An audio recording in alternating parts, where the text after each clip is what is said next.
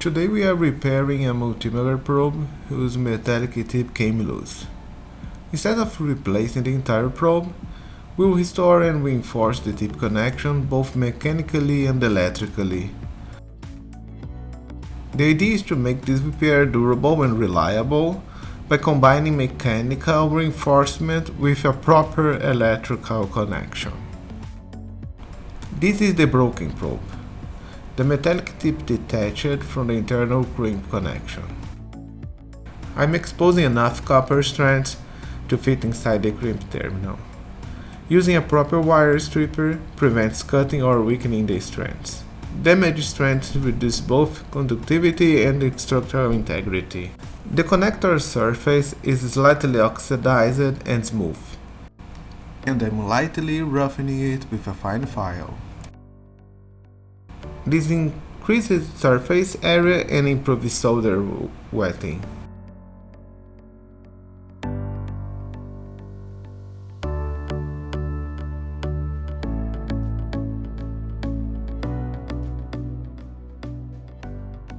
After filing, I clean the connector using isopropyl alcohol from this pump dispenser.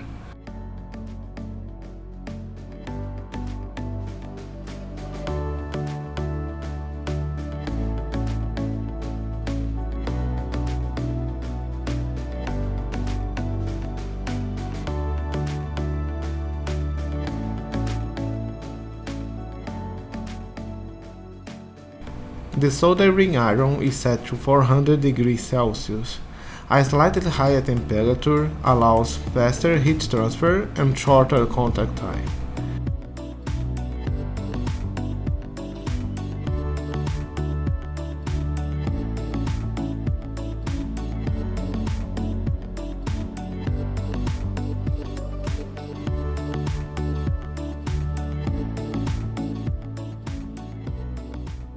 Before soldering, I slide the heat shrink tubbing onto the wire.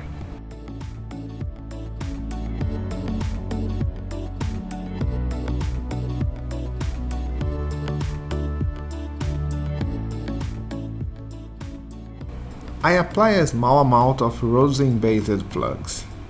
Flux removes oxidation during heating and allows solder to flow smoothly into the copper strands and terminal.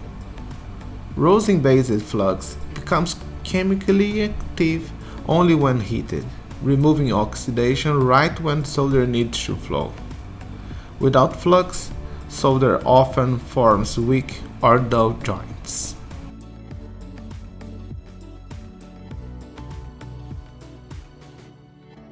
First, I mechanically crimp the terminal onto the wire.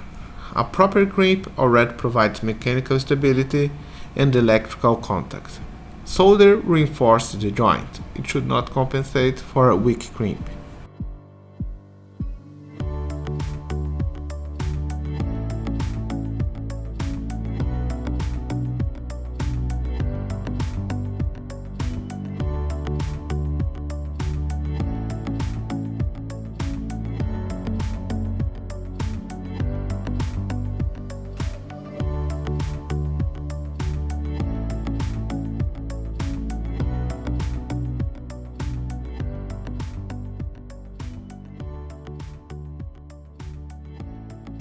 Now, I apply more flux and heat, both to the connector and the wire simultaneously.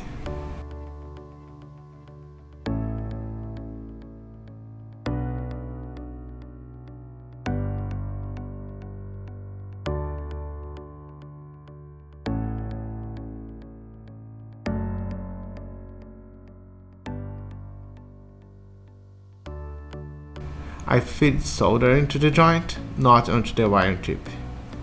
The solder flows smoothly and forms a shine fillet. A dull or grainy surface would indicate a cold joint. This one is clean and solid.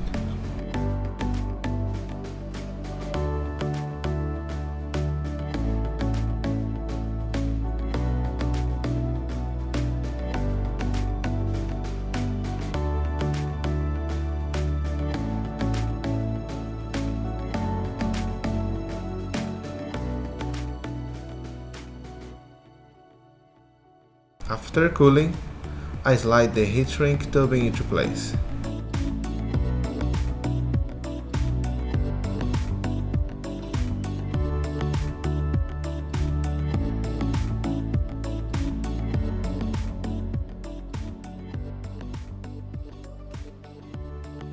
I apply controlled heat until it tightly conforms around the joint.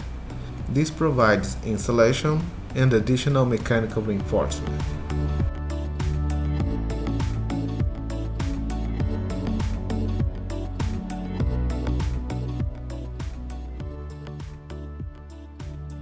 Now, I reinsert the repaired assembly into the probe bag.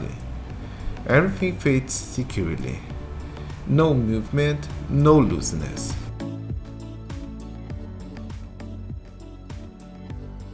Final step, electrical verification. I connect the probe to the multimeter and perform a continuity test.